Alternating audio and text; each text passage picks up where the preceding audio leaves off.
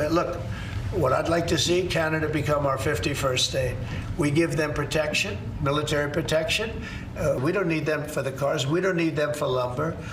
We don't need them for anything. Canada just dropped multiple retaliatory bombshells on Elon Musk and Donald Trump that very well may have stopped Trump's tariff tantrum trade war dead in its tracks, and we need to talk about what happened. We're your allies. We're your friends. We need to build a strong two nations, not fight each other. It benefits China. That's what it does. And setting aside the fact that you know it's bad for Trump and friends when Fox and Friends brings on a Canadian premier to talk about how terrible Trump's tariffs will be, but it's also a little suspicious that Trump's calls to end the tariffs came almost immediately after Canada unveiled these bombshell plans to mess with Elon Musk's money by threatening not one, but two of his biggest companies. And as we'll see, it was more than just Musk that Canada fired back on to get Trump to cave, but I find it hard to believe that the guy who wrote The Art of the Deal and then bankrupted nearly every company he ever ran, including a casino, made such big and beautiful deals that he got everything he wanted in order to warrant delaying his tariff tantrum against our closest allies. So let's break down this humiliating saga, and you let me know if you agree down in those comments below. As always, no new tariffs to hurt the American consumer were implemented in the making of this video, but if you don't like and subscribe, I can't make any promises.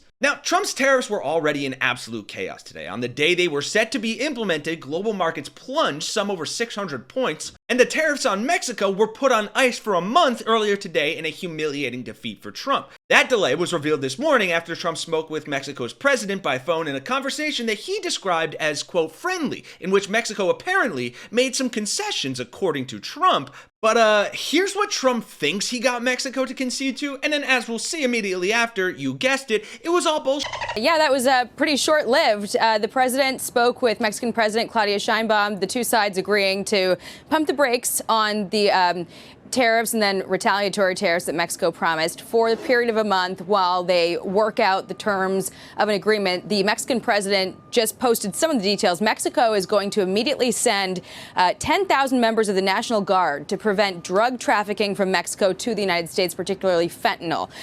Also, she says the U.S. is going to work with Mexico to prevent the trafficking of high-powered weapons to Mexico, something that Mexico hit back at when President Trump was threatening these tariffs. Was they were calling on the U.S. to curb the flow of guns from the U.S. down to the cartels. And in addition to that little Mexican clapback, you had Catherine Rampell, a columnist at the Washington Post, writing, anyone reporting Mexico conceded anything to Trump to get him to delay tariffs has not done their homework. Trump boasts he got Sheinbaum to commit to stationing 10,000 troops at our border. Apparently, he didn't realize Mexico already has 15,000 troops deployed there. So there's point one about Trump's incompetence. But here's where things get infinitely more embarrassing. Because the man you saw at the top of the show, ironically speaking common sense to Fox News and it's seemingly getting through, is businessman and current premier of Ontario, Doug Ford, who interestingly clapped back at Elon Musk today and said he was ripping up Ontario's $68 million contract with Elon Musk's Starlink. We'll be ripping up our contract with Elon Musk's Starlink. Ontario won't do business with people hell-bent on destroying our economy. That contract, signed in November, was meant to provide high-speed internet access through Starlink's satellite service to 15,000 eligible homes and businesses in rural, remote, and northern communities by June of this year. But at that same press conference, Ford had some harsh words for the pair of billionaire butt buddies. This is principle. You know, he's part of the Trump team that wants to destroy families' incomes, destroy businesses. He wants to take food off the table of people, hardworking people, and I'm not going to tolerate it. I'll do whatever it takes to protect Ontario, protect the people, protect the jobs and the communities here. And that was huge, not only because Ontario is the most populous province in Canada with the lion's share of the country's financial and manufacturing sectors, but also because the retaliation, as we'll see in just a minute with the breaking update we have, seems to have worked. In addition to going on Fox News, Ford wrote on Twitter, starting today and until U.S. tariffs are removed, Ontario is banning American companies from provincial contracts. Every year, the Ontario government and its agencies spend $30 billion on procurement alongside our $200 billion plan to build Ontario. US-based businesses will now lose out on tens of billions of dollars in new revenues, adding they only have President Trump to blame. We're going one step further. We'll be ripping up the province's contract with Starlink. Ontario won't do business with people hell-bent on destroying our country. Canada didn't start this fight with the US, but you better believe we're ready to win it. And he reiterated those sentiments on Fox News, where the host actually listened. President Trump's Truth Social post, it says,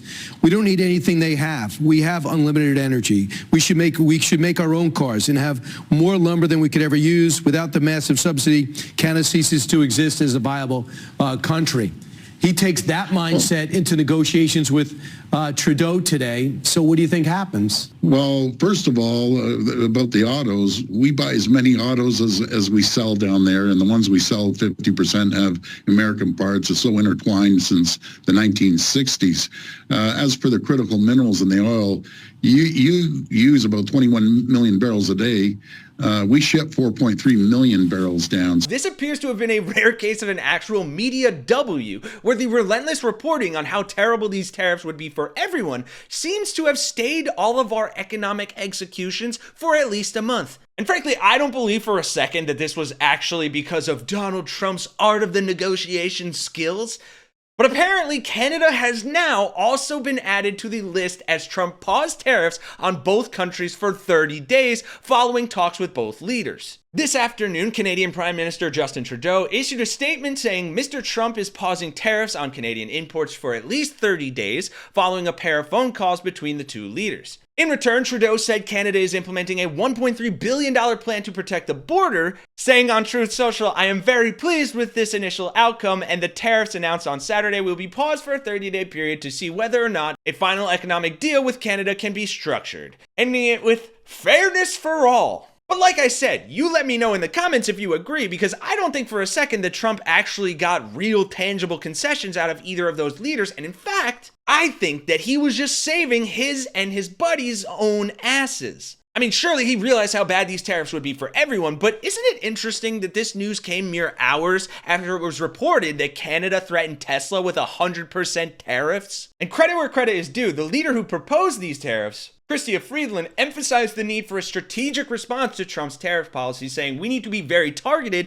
very surgical, very precise. We need to look through and say who is supporting Trump and how can we make them pay a price for a tariff attack on Canada. That is something I can respect. So clearly here, Trump calling off these tariffs for 30 days is a massive loss for him and a huge win for American, Mexican, and Canadian citizens. But to me, it seems doubtful that Trump even planned to go through with these tariffs from the get-go, because these concessions are total nothing burgers. But without sounding like a MAGA conspiracy theorist here, I do want to pass the question off to all of you. Like, how much of him backing down from these tariffs do you actually think was because of what the American people would suffer, and how much was because of what his buddies, specifically Elon Musk, would suffer?